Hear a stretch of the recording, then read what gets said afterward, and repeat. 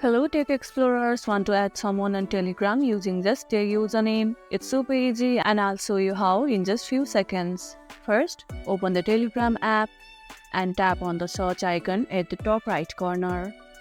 Now, type in the username of the person you want to add. Once you see their profile in the search results, tap on it to open the chat. Now, just tap Start Chat and you are connected.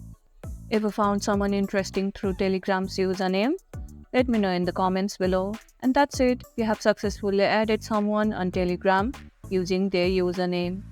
If this tutorial helped, don't forget to like, share, subscribe and drop a comment below. Thanks for watching and I'll catch you in the next video.